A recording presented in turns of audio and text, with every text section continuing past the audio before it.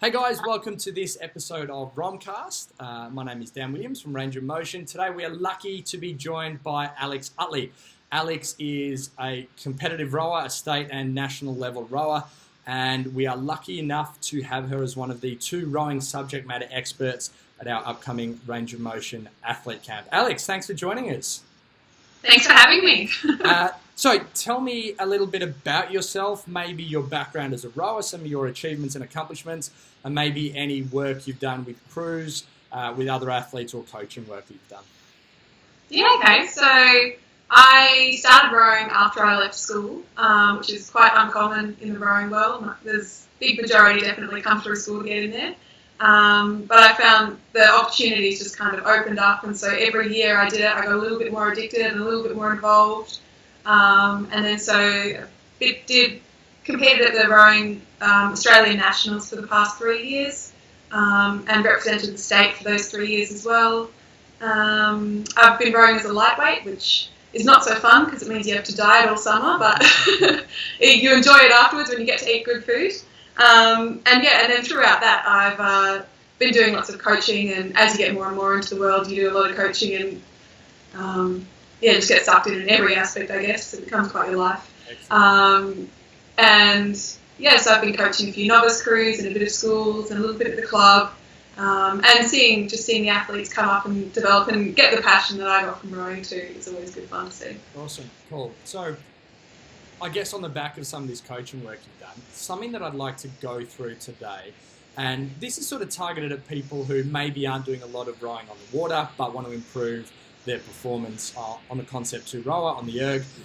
Yep. What I'd love to do is basically identify like the 3 easiest tips, the real sort of lowest hanging fruit that people can take away and say, yeah, I can go and apply this tomorrow in my rowing to improve it. So what I'd love to do is just go through your 3 top tips and maybe like an example of someone you've worked with, maybe yourself, maybe another athlete that you've coached, and how they have actually applied each of these tips. So, Alex, what would your first tip be?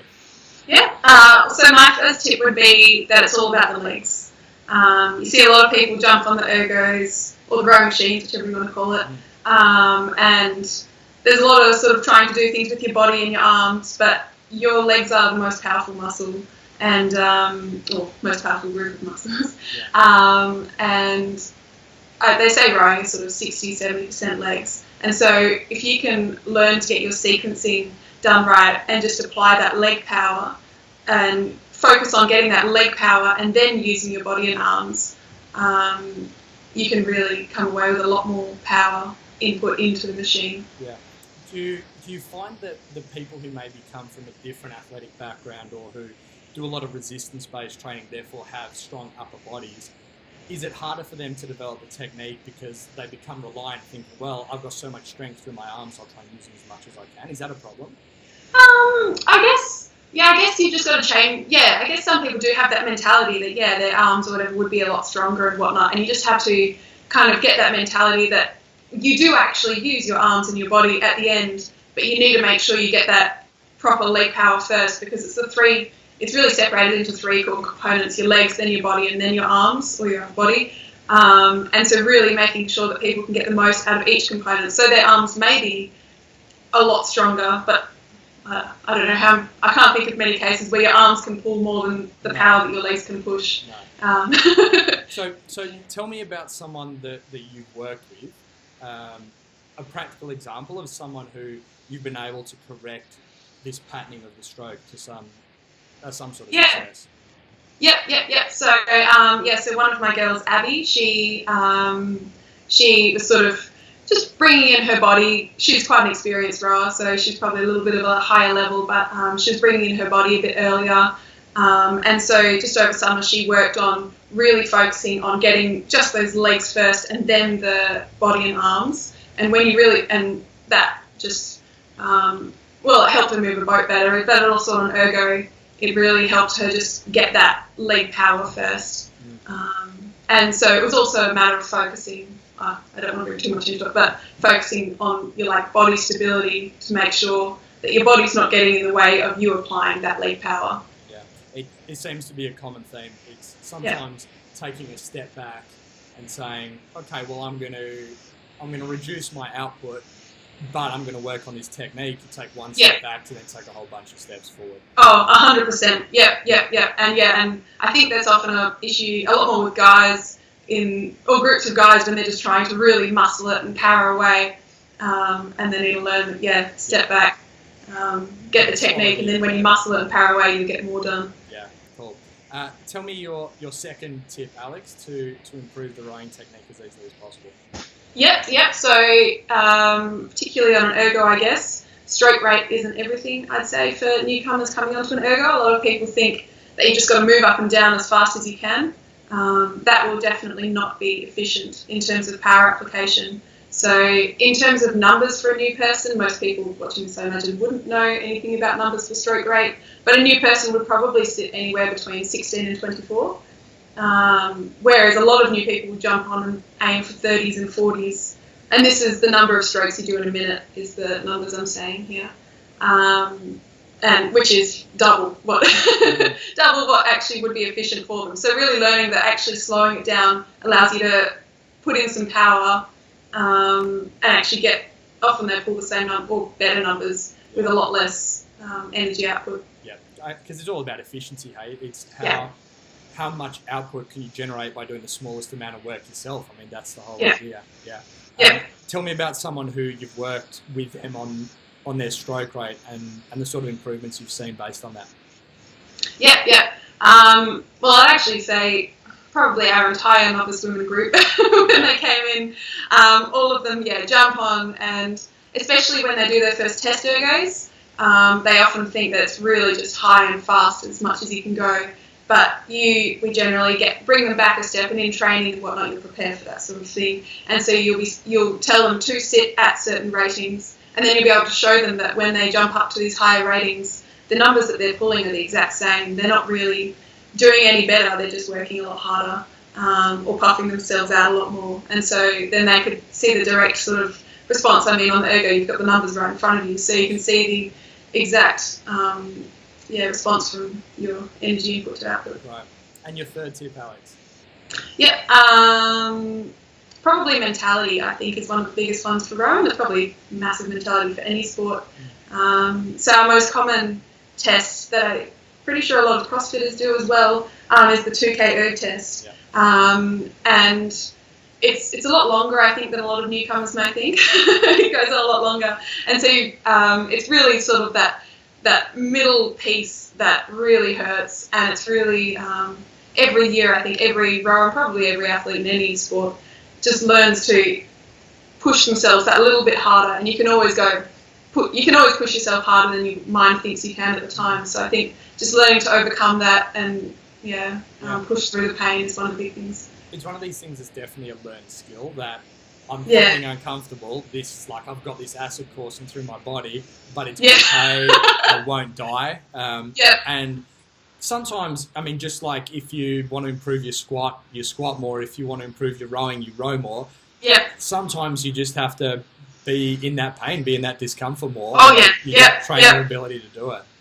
Definitely. I remember looking at some of the higher athletes when I was, or even now, there's always people above you, and you see them doing their erg pieces, and they pull these amazing numbers, and I was just like, how? It mustn't hurt so much. They're just fit enough to do it. But in reality, I think they are probably hurting just as much or more. They're probably hurting a lot more, but they're pushing themselves through it. Give me an example of someone you worked with to improve this. So one of my girls, Lydia, she's pretty new to the sport. Well, newish. It's in her second year now, and so she's been doing her first erg tests this summer, and just watching her, I think in the first one, the difference between her first one and her second one and her third one were massive. And yes, she's getting fitter and she's getting better technique, but it was also she's learning how she can push herself, and she was voicing that to us as well. We sort of, I mean, you talk to everyone about it before and after, and you can always push yourself more. And when people are doing the tests and really putting themselves through pain, you want to give them the right sort of motivation to make them work harder during it and whatnot. Cool. I think it's really cool how there's a common theme that sort of runs through those three tips you've given, and it's not a case of more, you know, train more, No. train harder, lift more, do more kilometres. It's, No. it's these things that, as we talked about at the start, someone could take these 3 tips and implement them tomorrow and say, well, I've got an instant improvement in some of these metrics, not by just doing more, but a bit more practice, a bit more skill work. I think that's really cool. Yeah. Definitely not to say more doesn't help though. No. It just takes a little longer to develop that way. Yeah, definitely. It's all part of it. So, as I mentioned at the start, we're lucky enough to have you and one of your fellow rowers, Ethan, as well. Yes. Will be joining us as our subject matter expert coaches for rowing at the Range of Motion Athlete Camp this September. This is on site, hey, at the UWA Boat Club? Yes. Yeah. Excellent. Paint a bit of a picture for me. What can our attendees expect to be covering with you guys at the event? So, well, first of all, they'll get to see our boat club. It's always nice to go somewhere and do your exercise with sort of panoramic views of the river. Beautiful. And so we'll probably run them through sort of ergo basics, put them through their paces a little bit, try and get them to feel a little bit of pain, hopefully do some of the things I've spoken about in terms of showing them some of the changes in terms of stroke rate and your posture and trying to apply that leg power to really show them how they can bring their numbers down, and then hopefully educate them a little bit in terms of what sort of training, if you are doing ergos, what sort of training helps for different goals and different things that you're trying to achieve. Cool. I think what's going to be really exciting is that a lot of people treat skills like running and rowing and maybe even swimming as something that you just do to get from point A to point B. And a lot of people will look at their Olympic weightlifting and get a specialist coach and spend hours drilling technique, and they'll do their gymnastics and work on their positional strength and their skill development, and then they just go and jump on the rower and just pull on that handle and see how high they can get the number. So I think it's going to be really cool to have you guys teaching our attendees that rowing is a skill. It's not just a painful piece of equipment that sits over in the corner. I think that'll be really cool. It should be fun. Tell me where people can find the UWA Boat Club online, on social media, if they're interested in the sort of work that you guys are doing. Where's the best place to find them? So we've got Facebook and Instagram pages, both called UWA Boat Club. You should be able to find all that information there. Excellent. Alex, we can't wait to have you and Ethan coaching our crew at the athlete camp. Really looking forward to learning from you guys. I know you've got so much information to share, and I know we're going to get huge improvements in a short amount of time. So thank you so much for your time today. Can't wait to work with you in September. Awesome. Thank you for having me. Cool. Thanks, Alex.